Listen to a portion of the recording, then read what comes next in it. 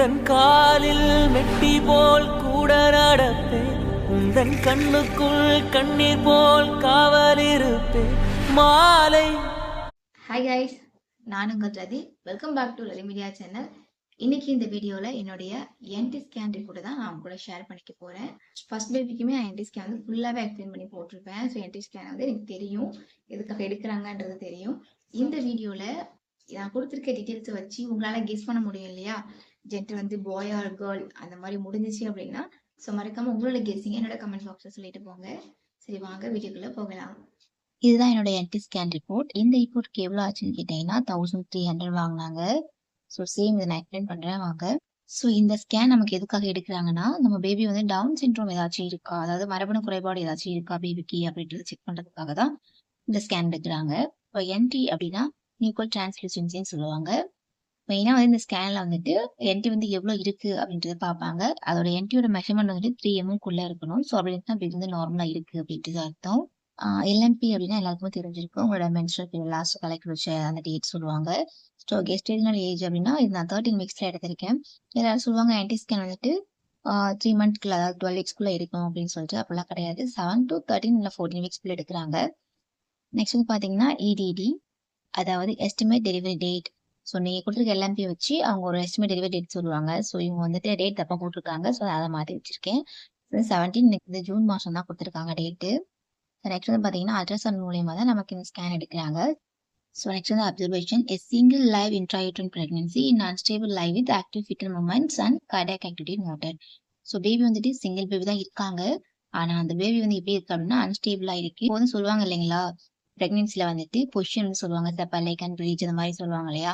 So குழந்தை வந்துட்டு எந்த ஒரு பொசிஷனும் இல்லாமல் மாறி மாறி அன்ஸ்டேபிளாக இந்த பொசிஷனும் இருக்குது அந்த பொசிஷன் இருக்குது, ஃபீட்டல் வந்துட்டு ரொம்ப ஆக்டிவாக இருக்காங்க அப்படின்றது நோட் பண்ணியிருக்காங்க. நெக்ஸ்ட் வந்து பார்த்தீங்கன்னா பயோமெட்ரி. சிஆர்எல் அப்படின்னா கிரவுண்ட் ரம்ப் லைன். குழந்தையுடைய ஹெட்ல இருந்து பேக், அதாவது இடுப்பு கீழே பார்த்தீங்கன்னா அந்த எலும்பு வரைக்கும் வந்துட்டு 6.9 சென்டிமீட்டர். எதுக்குள்ளன்னு பார்த்தீங்கன்னா 13 வீக்ஸ் 1 days அதுக்குள்ளான வளர்ச்சி வந்து இதுக்கு இருக்கு. ஸோ இதில் கேஸ்டேஷன் ஏஜ் என்ன கொடுத்துருக்காங்கன்னா 13 வீக்ஸ் 3 days கொடுத்துருக்காங்க. ஸோ இது சிஆர்எல் எவ்வளோ இருக்குன்னா 13 வீக்ஸ் 1 daysக்கு உண்டான வளர்ச்சி தான் அதுக்கு இருக்கு அப்படின்றத கொடுத்துருக்காங்க. ஸோ பிபிடி அப்படின்னா பைபேரட்டல் டயமீட்டர் 2.4 சென்டிமீட்டர், அதோடைய வளர்ச்சி வந்து 14 வீக்ஸ் 2 daysக்குள்ளே இருக்கு அப்படின்ட்டு சொல்றாங்க.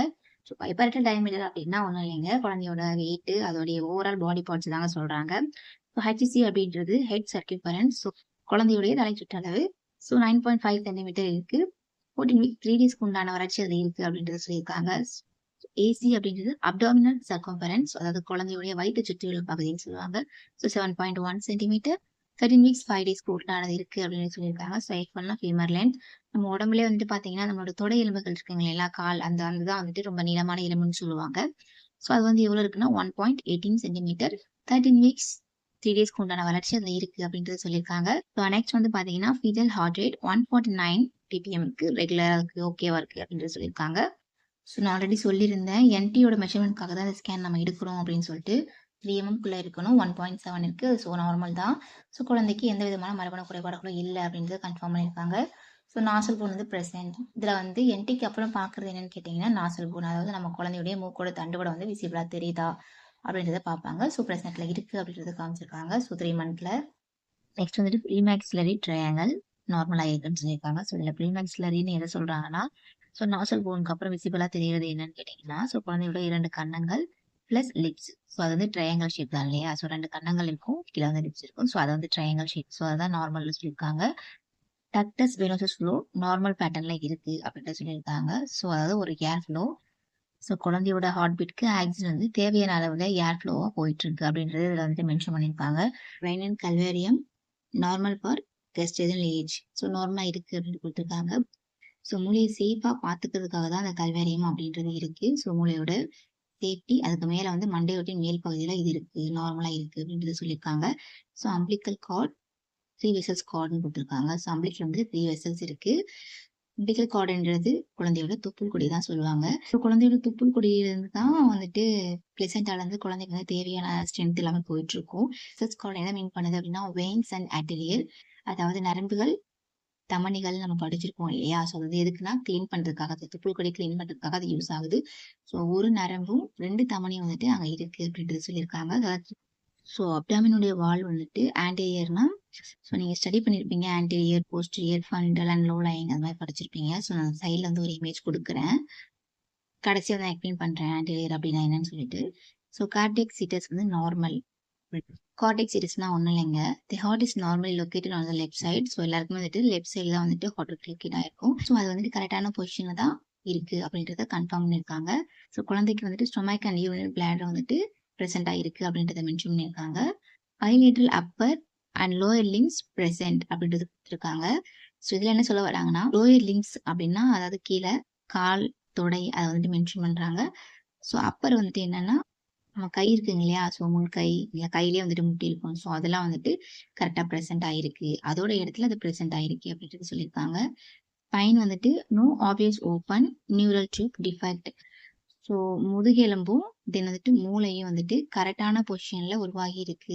நீங்க கொடுத்துருக்கிற கெஸ்டர்னல் ஏஜ் படி அதோடைய வளர்ச்சி வந்து கரெக்டா இருக்கு அப்படின்றத கொடுத்துருக்காங்க. ஸோ லிக்விட் வந்து அடிக்யூட், வாட்டர் லெவல் அதாவது பனிக்கூட நீர்னு சொல்லுவாங்க, இது வந்து தேவையான அளவு இருக்கு அப்படின்னு சொல்லியிருக்காங்க.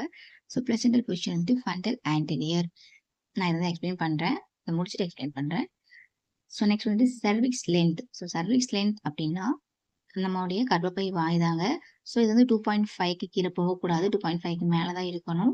குறை மாசத்துலேயே குழந்தைங்க பிறக்கிறாங்கன்னு சொல்லுவாங்க பார்த்தீங்களா. ஸோ அதெல்லாம் வந்து 2.5 கீழே இருந்தாலோ இல்லை 2.5 இருந்தாலும் ரிஸ்க்குன்னு சொல்லுவாங்க. ஸோ மேக்ஸிமம் 3 கிட்ட வந்துருச்சு அப்படின்னா உங்களுக்கு நார்மல் அப்படின்றது சொல்லியிருக்காங்க. எனக்கு வந்து பார்த்தீங்கன்னா இந்த ஸ்கேனில் 3.0 சென்டிமீட்டர் இருக்குது. ஸோ டேட்டிங் ஸ்கேனில் வந்துட்டு 2.8 தான் இருந்துச்சு. ஸோ லாஸ்ட்டாக அனாமலி இருந்தேன், அனாமலியுமே 2.8 தான் இருந்துச்சு. ஸோ சர்வீஸ் லென்த் வந்து இதில் தான் வந்துட்டு எனக்கு 3 சென்டிமீட்டர் கொடுத்துருக்காங்க, அது என்னன்னு எனக்கு தெரியலை. ஸோ ஓஎஸ் வந்து க்ளோஸில் தான் இருக்குது. ஸோ கர்ப்பப்பை வாய் வந்துட்டு க்ளோஸில் தான் இருக்குது அப்படின்றத மென்ஷன் பண்ணியிருக்காங்க. ஸோ ஃபண்டல் ஆன்டீரியர் அப்படின்னா நான் எக்ஸ்பிளைன் பண்ணுறேன்.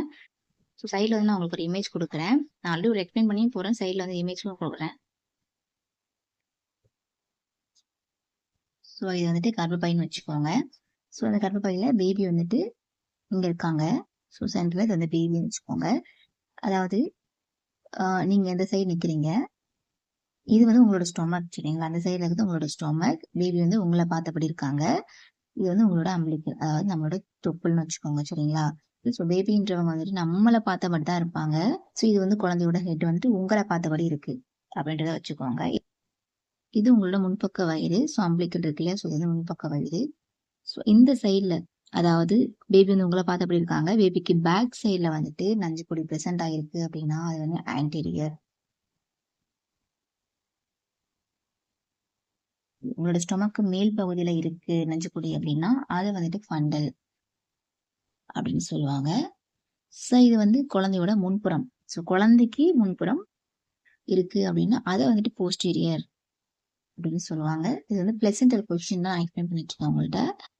ஸோ இது வந்துட்டு பார்த்தீங்கன்னா குழந்தையோட தலைக்கு கீழே. ஸோ இங்கே வந்து நம்மளோட கர்ப்பப்பை வாய் இருக்கும். ஸோ இந்த சைடில் இருக்கிறதுனா இது வந்து லோ லைங். லோ லைங் வந்து இருந்துச்சு அப்படின்னா நமக்கு வந்து நார்மல் டெலிவரி ஆகாது. ஸோ இதுதான் லோ லைங் சொல்கிறாங்க. ஸோ எனக்கு வந்துட்டு ஃபண்டலும் இருக்குது ஆன்டீரியர் இருக்குது. என்னோட ஃபர்ஸ்ட் பீரியட் வந்துட்டு ஆன்டீரியர் தான் இருந்துச்சு.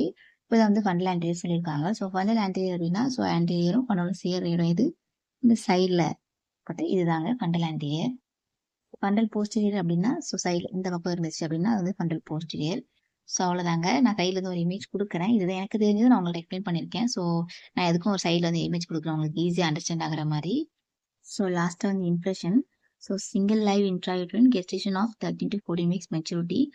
ஸோ இந்த வீக்கோட மெச்சூரிட்டி இது கரெக்டாக இருக்குது. ஸோ சிங்கிள் பேபி இருக்காங்க. நியூக்கல் டிரான்ஸ்மிஷன்சி வந்துட்டு 1.7 mm இருக்காங்க. நாசல் வந்து ப்ரெசென்ட். ஸோ இந்த ரெண்டோட இம்ப்ரெஷன் பார்க்கறதுக்காக தான் இந்த ஸ்கேன் எடுக்கிறோம். ஸோ இது ரெண்டு வந்துட்டு கடைசியாக மென்ஷன் பண்ணியிருக்காங்க. ஸோ எனக்கு வந்து நெக்ஸ்ட் ஸ்கேன் வந்துட்டு 20 to 24 weeksல அவங்க சஜஸ்ட் பண்ணியிருந்தாங்க. ஸோ இவ்வளோதான் காய்ஸ், என்னோட ஸ்கேன் ரிப்போர்ட் வந்து ஃபினிஷ் ஆகிடுச்சு. ஸோ காய்ஸ் என்னோட ஸ்கேன் ரிப்போர்ட்டை நான் எக்ஸ்பிளைன் பண்ணி காமிச்சிருக்கேன். ஸோ உங்களுக்கு பிடிச்சிருக்கு அப்படின்னா மறக்காம ஒரு லைக் அண்ட் சப்ஸ்கிரைப் பண்ணிக்கோங்க. நெக்ஸ்ட் வந்துட்டு பார்த்தீங்கன்னா என்னோட அனாமலி ஸ்கேன் நான் சீக்கிரமே இதை அப்லோட் பண்ணுறேன். ஸோ நெக்ஸ்ட் வீடியோ பார்க்கலாம் காய்ஸ். பாய்.